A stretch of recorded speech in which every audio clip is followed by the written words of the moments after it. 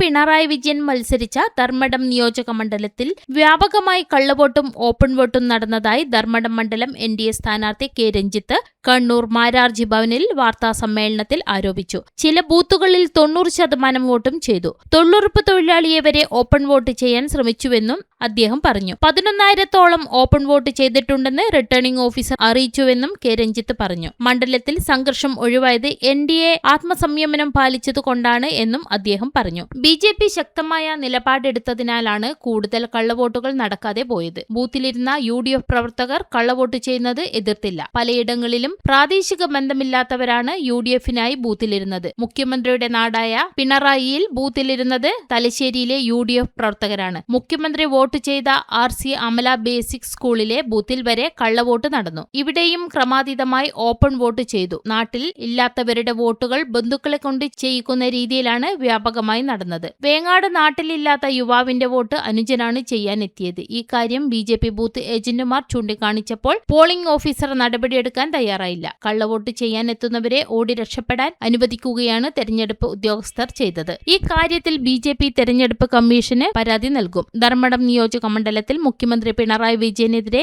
ജനവികാരം ശക്തമാണ്. ജനങ്ങളുടെ അടിസ്ഥാന പ്രശ്നങ്ങൾ പരിഹരിക്കാൻ MLA എന്ന രീതിയിൽ കഴിഞ്ഞില്ല. BJP മമ്പറത്ത് നടത്തിയ ജനസദസ്സിൽ റോഡിനും കുടിവെള്ളത്തിനും ചികിത്സാ സഹായത്തിനുമായി മണ്ഡലത്തിലെ നിരവധി ആളുകളാണ് എത്തിയത്. നേരത്തെ കമ്മ്യൂണിസ്റ്റ് പാർട്ടിക്കാരനായ നിരവധി ആളുകളുടെ പേരിൽ ഓപ്പൺ വോട്ടായി ഇത്തവണ ചെയ്തിട്ടുണ്ട്. സ്വന്തം പാർട്ടിക്കാരെ പോലും മാർക്സിസ്റ്റ് പാർട്ടിക്ക് വിശ്വാസമില്ലാതായി കഴിഞ്ഞിട്ടുണ്ട്. തെരഞ്ഞെടുപ്പിന്റെ തുടക്കത്തിൽ തന്നെ ധർമ്മടത്തെ കോൺഗ്രസ് CPM ഡിയിലുണ്ട്. തളിപ്പറമ്പിൽ മത്സരിക്കാൻ താൽപര്യപ്പെട്ട സ്ഥാനാർത്ഥിയെയാണ് ധർമ്മടത്ത് മത്സരിപ്പിച്ചത്. പറവൂരിൽ പ്രതിപക്ഷ നേതാവ് VD സതീശന് വോട്ട് നൽകിയാൽ ധർമ്മടത്ത് മുഖ്യമന്ത്രിക്ക് വോട്ട് മറിക്കാനാണ് ഡീൽ. ഇക്കാര്യം നേരത്തെ തന്നെ ഞങ്ങൾ പറഞ്ഞിട്ടുണ്ടെന്നും രഞ്ജിത്ത് പറഞ്ഞു.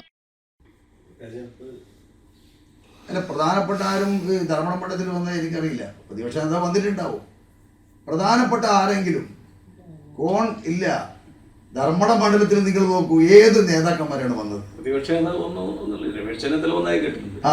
അല്ല, ഏത് കാര്യമായ ഒരു നേതാക്കന്മാരൊന്നും വന്നിട്ടില്ല ഈ ധർമ്മടം മണ്ഡലത്തിൽ. വലിയ രീതിയിലുള്ള പ്രചരണം നമുക്ക് എടുത്തു പറയാൻ പറ്റുന്ന BJP സംബന്ധിച്ചോളം നമ്മുടെ ത്രിപുര മുഖ്യമന്ത്രി വന്നു. നമ്മുടെ തെരഞ്ഞെടുപ്പ് അന്വേഷണം ഉദ്ഘാടനം ചെയ്ത് ത്രിപുര മുഖ്യമന്ത്രിയാണ്. കേന്ദ്രമന്ത്രി സുരേഷ് ഗോപി നമ്മുടെ പരിപാടിയിൽ പങ്കെടുത്തു. MP സദാനന്ദ മാസ്റ്റർ പങ്കെടുത്തു. ഗോവയിൽ നിന്ന് രാജ്യസഭ മെമ്പർ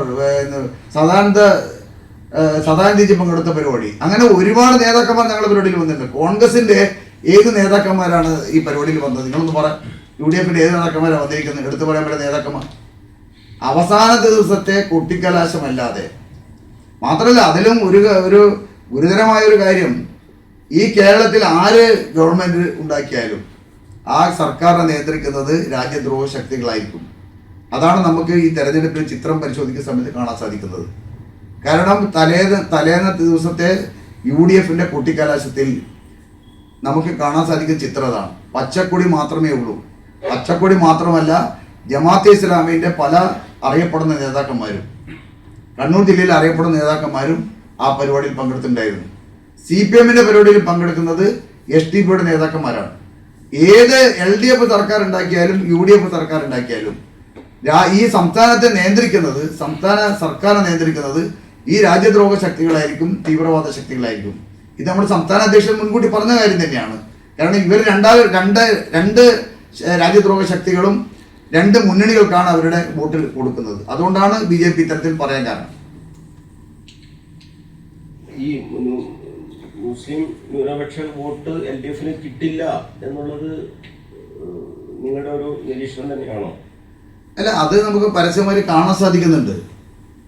ഇത്തവണ സംഘടിതമായ മുസ്ലിം ന്യൂനപക്ഷ വോട്ട് UDF-ന്റെ കേന്ദ്രങ്ങളിൽ ഈ ദിവസങ്ങളിൽ കാണുന്ന അതാണ് ഞാൻ പറഞ്ഞത്. UDF കേന്ദ്രങ്ങളിൽ മുസ്ലിം വിഭാഗത്തിൽപ്പെട്ട ആളുകളുടെ ഒരു കൂട്ടമായുള്ള ഒരു മുന്നേറ്റം നമുക്ക് കാണാൻ സാധിച്ചിട്ടുണ്ട്. അത് ഇത്തവണ LDF-ന് ഗുണകരമാവില്ല എന്നുള്ളത് തന്നെയാണ് എൻ്റെ വിലയിരുത്തൽ.